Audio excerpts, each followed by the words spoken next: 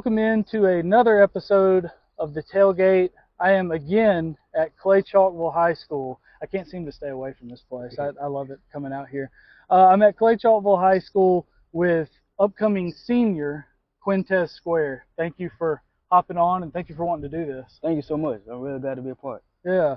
So about to be a senior. I'm assuming you used to play football? Yes, sir. When did you play, and take me through that? All right, I started playing football when I was 4.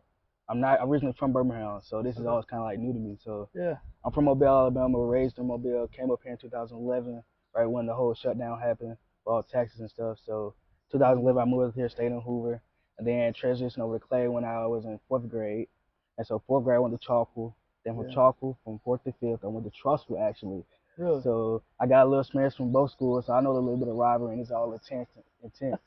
And so coming from Trussville from 6th to 7th, and then starting my the October basketball season, that kind of thing, from 7th coming over to Chalkville Elementary, and Chalkville Elementary coming to Clay-Chalkville. It's been such a great, awesome experience. Wow. So you've been a number of places. Yes, sir. Is there something to that? Like, does it shape you in some way? Like having to kind of bounce around, going to different places? Yes, sir, because every time you go somewhere, you're going to learn new things. So with me, I'm a learner. I like to learn things. That's cool. So I know. So you played football. What years did you play at Clay? Your sophomore year, Yes, junior sir. year, both? So I started at Clay-Chalkville. I started in middle school. Yep. Middle school, played DB, played defensive back. In middle school, you don't know what you're playing, so you just playing around the field. So I started in middle school and going to my 8th grade year. 8th grade year, I wasn't no starter. And then come up here in high school, my freshman year, played JV. And then my sophomore year, played varsity and JV snaps. And then my junior year, I took a year off just to focus on myself and get my education right. Wow. Okay. And now, so this upcoming year, I mean, I know you've already been doing this, but you're not playing this year. Yes, sir. Why is that? Because I took a year off to really focus on myself, and so I took a year off, let my class see after we won our state championship. So I took that year off and really focused on my mindset and see what do I want to do. Because I was talking to Coach Gim, Coach Gim was like, "Hey, what do you want to do?" I was like, "Coach, I don't know." He was like, "Just take a year off and come back." So I came back. I said, "Hey, Coach, I think I want to become a football coach." He said, "You sure? You ready?" I was like, "Yes, sir." And so we sat down in his office, we talked, and he said, "I'm glad to tell you that you're going to be a coach." So I'm like, "Yes, sir. Let's get to work." Oh man. So what are you coaching? What are your positions, all that? So my position is assistant quarterback coach and assistant director of football operations. Let's talk about assistant, what was it? Quarterback coach. The other one, assistant director of football operations. Let's talk about that one first. What does that mean? What does that involve? So that means I come up here in the morning, make sure everything's good, make sure everything's out, equipment's out, make sure all the roll call is done, make sure my coach got everything they need. So like particularly Coach Floyd, Coach Gimmy have everything they need. Okay, and then assistant quarterback coach, that's going to be under Coach Stuart Floyd? Yes, sir, Coach Floyd. The return, the offensive coordinator. Yeah, I know. I mean, I've already done one of these with Stuart. I know him well. So what's it been like in the short time he's been back, getting to know him and working with him? Man, it's great. So, man, wow, that's great. You talk about one of the greatest quarterbacks in Clay-Chalkville history. Like you talk about the players he didn't coach. He coached my position, coached my sophomore year. Coach Terrell West, Brandon Berry, T.J. Simmons. You talk about that class in 2014, 2015, that state championship team, how he led them to such a great dynasty, and the dynasty lives on to this day. So we just thank him for coming back and showing his wisdom, his leadership, and back into us. So we thank him. I tried when we recorded, me and Stuart. I tried to get him, I was like, give me your top 3 Clay-Chalkville quarterbacks, like in school history. Because the school's only been around since 1996. And I was trying to get him to see if he'd put himself in there. Because, I mean, hey, he's got one of the 2 state titles. And he wouldn't, or one of the 3 state titles. And he wouldn't put himself in. So he played the humble game. But, I mean, there's been so many quarterbacks here. I mean, you had Jesse Carroll back in the day. Jacob Thomas, I remember, he was everywhere on the field. And then obviously you go through an era of Hayden Moore, Ty Pigram, Caleb Johnson, and now Kamari McClellan being here. I mean, the quarterback room has never been empty at Clay-Chalkville in its short history. What's Kamari like? Well, give me your coach now. Give me your Give me your scouting report. What's Kamari do well? What's he got to do better? So Kamar's a great kid. On and off the field, a great kid. He all he has to do is just really just pay attention to the game, listen to the game, just understand like, hey, we got you, and don't let get out of his head. He's a great quarterback, great ball, great accuracy. I talked to him yesterday. He said, hey, I said, you ready to come? You ready to come with practice? He said, yeah, let's work. 7-on-7 do great. Everything we do great. He's great in the weight room. He's great on and off the field. Great in the classroom. He's a leader. That's what I can say about Kamar. He's a leader. He leads first. He makes sure his teammates are taken care of. That's what we love about Kamar. Kamar knows how to lead. Yeah. So what is there like the way last year ended, I think shocked just about everybody in the state. That first round against Parker, here, I wasn't at that game, but I was following it from, I don't remember what game I was at, but all of us just kind of like, what? Like we knew there was some injury stuff, whatever else is going on, but that was kind of a shock. Have you seen something in him maybe this off season that says like, hey, 2023, I'm getting after it? Have you seen anything like that from him? I say with Coach Floyd being back, like that, not only Coach Floyd being back, but having people around him where he can just say, hey, when Coach Gilmer talked to us about this senior class, he said, hey, y'all got to step up. Like that's all he has to do, just step up. Don't really worry about last year's season. Let that go. It's your senior year. Put it all out there on the line. And all we got to do, we call ourselves the 23 Redemption. This is our year. This is our moment. We got to take full advantage of it. So we thank Coach Gilmer and Coach Floyd for giving us this opportunity. Dude, you got me pumped up, man. I'm ready. Man, it's only May right now when we're doing this, but like August, September, I can't get here soon enough. I talked to Coach Floyd about you. I asked him some stuff because me and you hadn't met until today, and I said, just tell me about him. What in the time you've been back, back in the building, what have you seen from him? And he said you have a lot of leadership qualities. So I wanted to ask you. He didn't specify. He didn't go into. He wanted me to save that question for you, but he said you've got a lot of leadership qualities. So I guess my question to you would be, what are those leadership qualities, and how'd you kind of develop them, fine-tune them, that kind of thing? So I found my leadership qualities actually. So the church I go to, Church of Holland. So so I started off there, and then I always held everybody accountable. I put everybody before me. So when I do that, I put everybody before me, make sure everybody else is straight. Then I come back to myself and say, hey, what do I got to do? And so when I hold everybody else accountable, that means somebody got to hold me accountable. And so when somebody holds me accountable, I call on a God, and God's my number one calling. So, And I also thank Coach Terrell West for actually telling me, hey, if you want to lead, you got to show the right steps. Terrell's, man, I covered him when I remember watching. I'll tell you a little story about Terrell.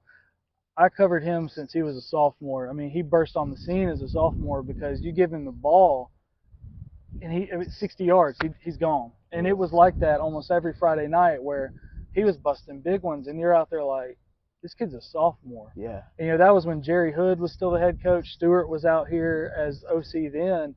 And, I know underclassmen, I guess, at the time, they're the ones helping clean up the sideline after home games, right? And I don't remember the game, but I remember Terrell had a big game.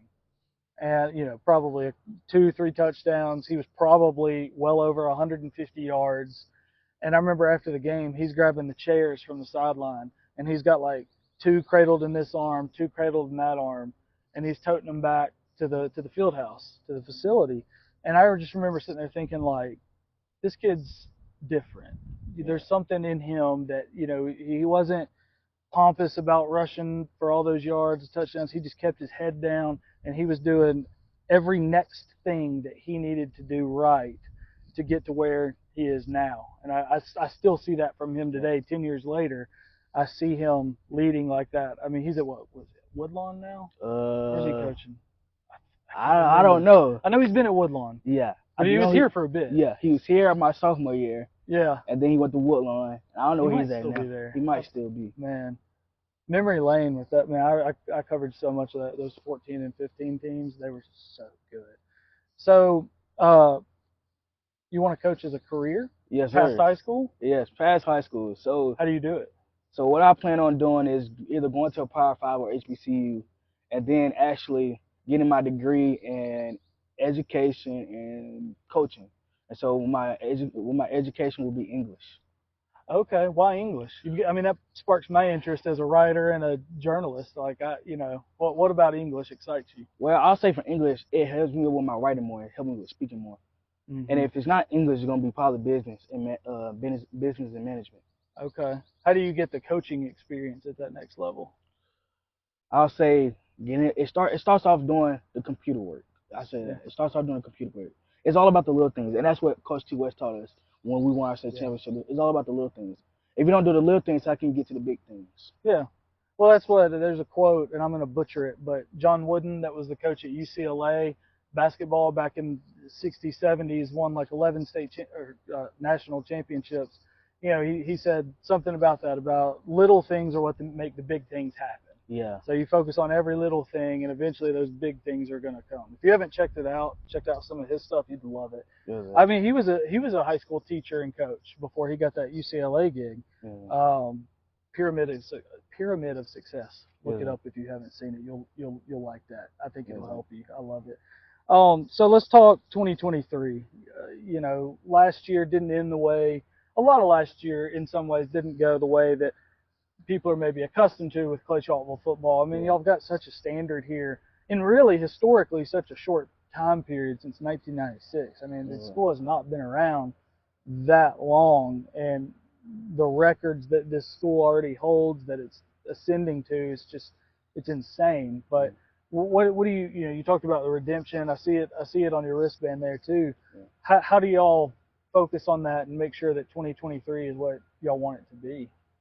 So it starts about coming to work every day, coming to school every day, make sure you're in your classrooms, and it's all about what are you going to do outside of school, whether it's throwing the ball, whether it's going to colleges, whether it's going to go meet with your teammates, whether it's spending extra time in the field room. No matter what it is, you got to put in work. And so I think with our coaching staff and our head coach and our principal, Dr. Eugene Dallas, they really understand about work first.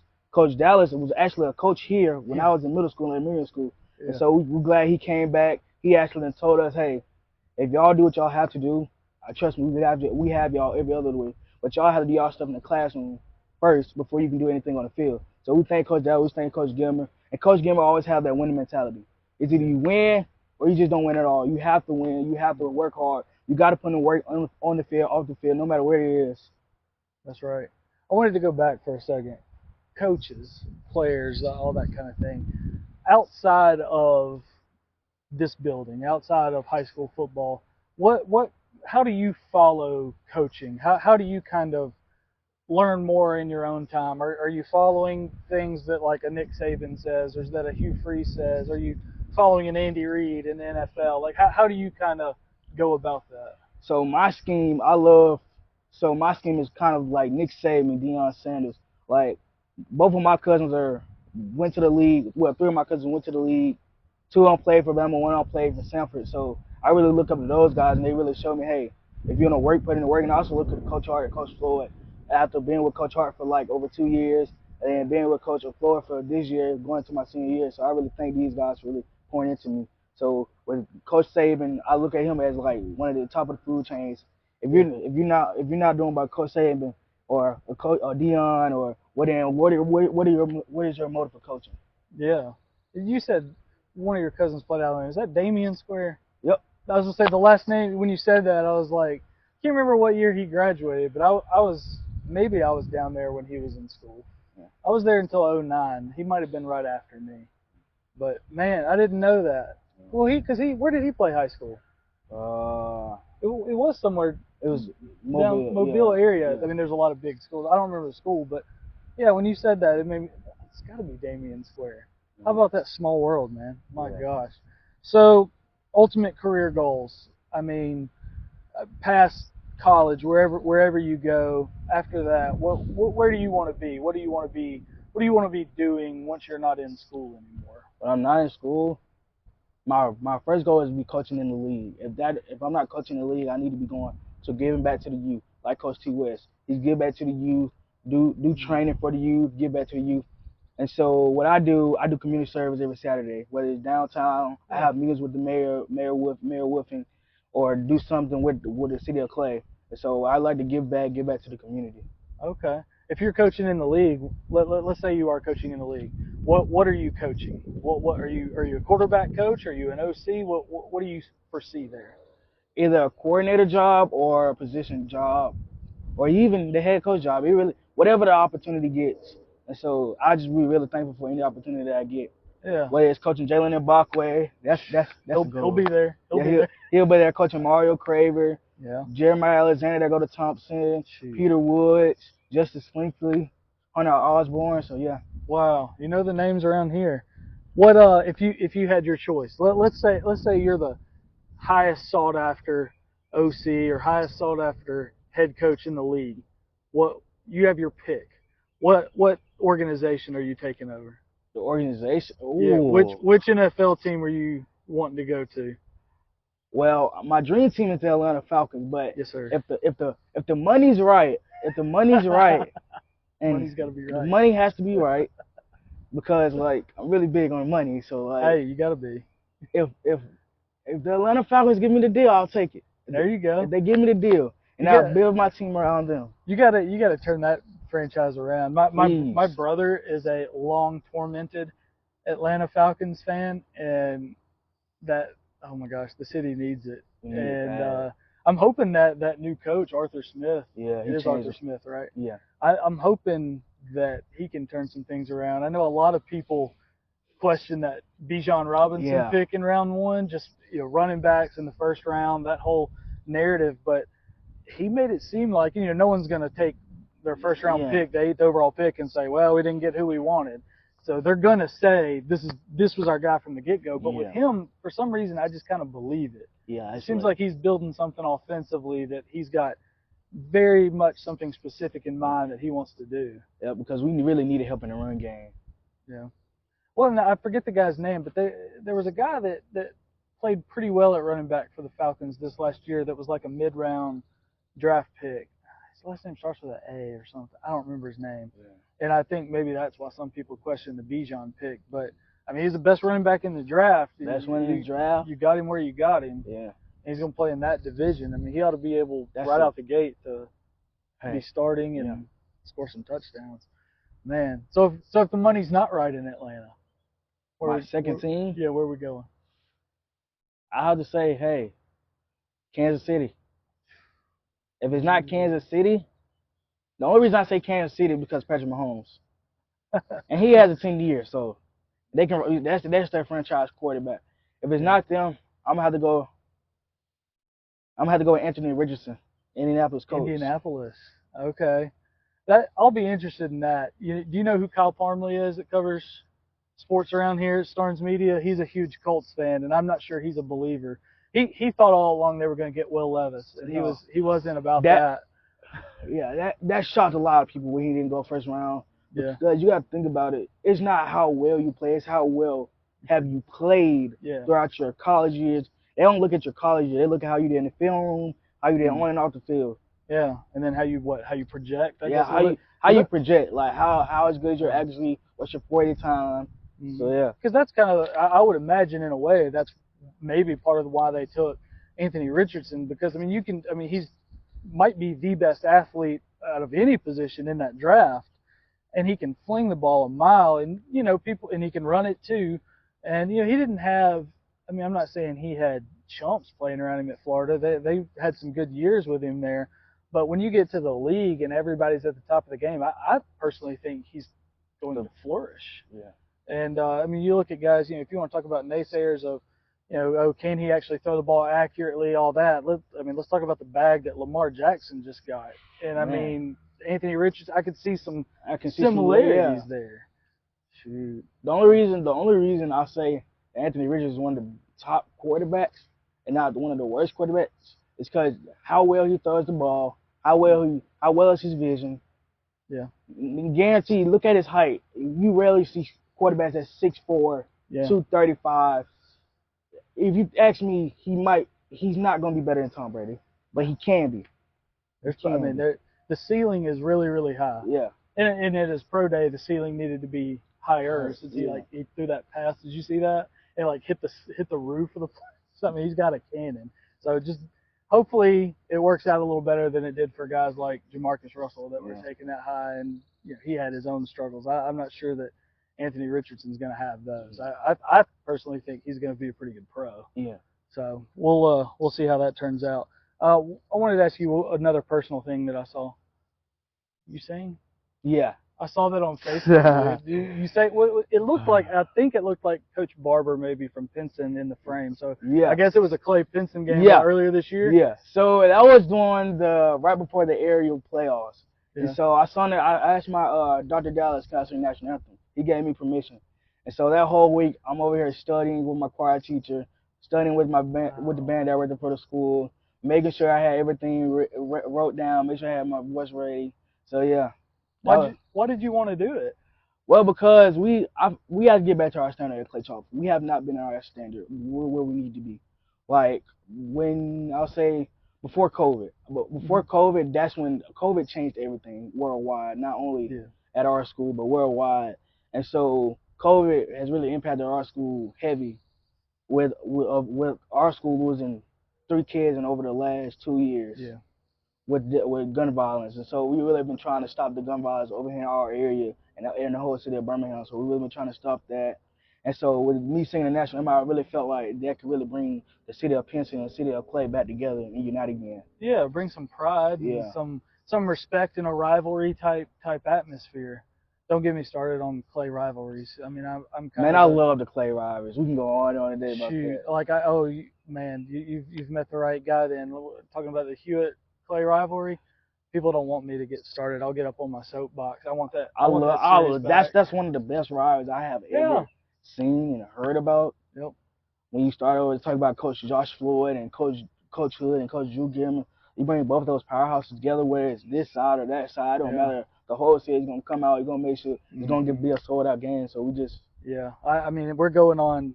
I guess the last time that game was played was 2015 in football. You know, they've played in other sports since. Basketball kind of renewed after it hit the pause button after football ended, and then that came back a year or two ago.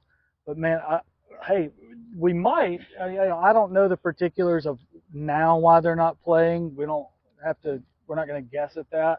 I've heard different reasons from different folks, so who knows.